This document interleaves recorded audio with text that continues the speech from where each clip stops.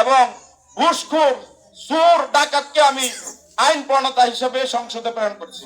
এই কারণে আমাদের বাক্যর কোনো পরিবর্তন হচ্ছে না। সম্মানিত উপস্থিতি, আজকে এই জুলাই আগস্টের পরিবর্তনের স্লোগান নিয়ে আমরা জুলাই আগস্টের সম্মুখ যুদ্ধে ছিলাম, আমরা রাজপথে ছিলাম, আমরা আহত হয়েছি, আমরা জেল খেটেছি, জেল খেটে আহত হয়ে আমাদের ভাইরা শহীদ হয়ে একটি সুন্দর পরিবেশ করে দেওয়ার পরে আজকে বিদেশি প্রবাসীরা দেশে এসে আজকে বড় বড় কথা বলে আমাদেরকে কি করছে, আইন শিখাচ্ছে। আজকে ওই যে গুণে ধরা যে বস্তা বক্তব্য যে যুদ্ধাপরাধী সেই এগুলো মানুষ কি এখন আর খায় কিনা? যারা যুদ্ধ অপরাধীর মতো এই স্লোগান দিয়ে এখন একজন আছে কোথায়, নয়াদিল্লিতে। আবার আপনারা যদি নতুন পেশিস্ট হতে চান, আপনারা যদি নতুন মজলুম থেকে জালিম হতে চান, তাহলে কি দেশের মানুষ দাঁত ভাঙ্গা জবাব দিবে কিনা? সম্মানিত উপস্থিতি, আমরা আল্লাহর আইন চাই, সৎ লোকের শাসন চাই, সকল হাতে কাজ চাই, সবার মুখে বাদ চাই। এই জন্য আল্লাহর কোরআনের আয়াতের কথা মনে হয়ে যায়, ওমা আলাকুম লা তুকাতিলুনা ফি সাবিলিল্লাহ ওয়াল মুস্তাদআফিনা মিনার রিজাল ওয়ান নিসাই ওয়া বিলদাইন আল্লাযিনা ইয়াকুলুনা রাব্বানা আখরিজনা মিন হাযিহিল কারিয়াতি যালিমু আহলুহা ওয়া জাআল লানা মিন লাদুনকা আলিয়া ওয়া জাআল লানা মিন লাদুনকা নাসিরা। কি হলো তোমাদের?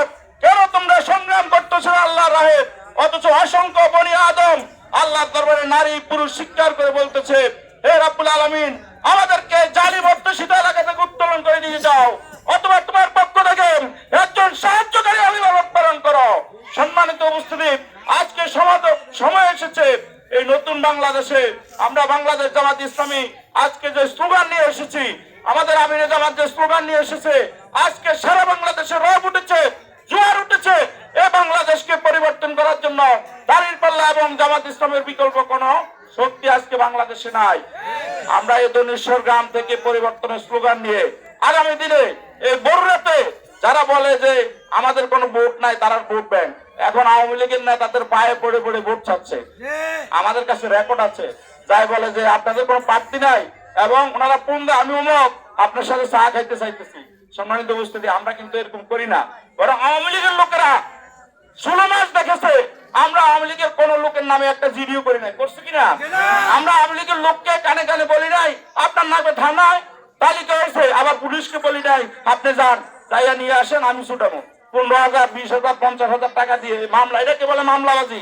আমরা মামলাবাজি করছি, তারা মামলাবাজি করে। সম্মানিত উপস্থিতি, মামলাবাজি, হামলাবাজি, সাদাবাজি, টেন্ডারবাজি, মানুষের গেট দখল, সিন্ডিকেট দখল, পেঁপে বাগান দখল, এরকম কোন দখলের রাজনীতি জামাত ইসলাম করে না, আওয়ামী লীগের লোকেরা জানে। এবং এই জন্য আজকে আওয়ামী লীগের সাধারণ ভোটাররাও আমাদের সাথে যোগাযোগ করে, ভাই আমরা আপনাদেরকে ভোট দিব, কোনো কথা বলার দরকার নাই।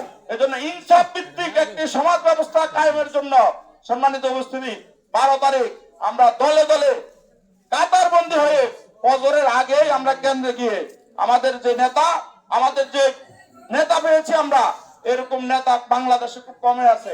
কালকে টাউন হলে আমাদের আমিরে জামাত ডক্টর শফিকুল আলম হেলালের হাত ধরে বলছে হাজার হাজার ছাত্র জনতার ওস্তাদ, ঠিক কিনা?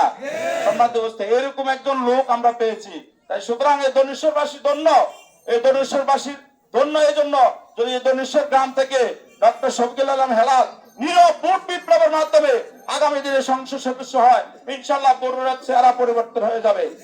আইন হবে সংসদে, সুন্দর আইন হবে, ভালো আইন হবে, মানুষের কল্যাণে আইন হবে। ওখানে কোনো গান বাজনা হবে না, গল্প গুজব হবে না। 1 মিনিটে লক্ষ লক্ষ টাকা খরচ করে অতীতে সংসদে গান হয়েছে, এরকম গান হবে না, ঠিক কিনা?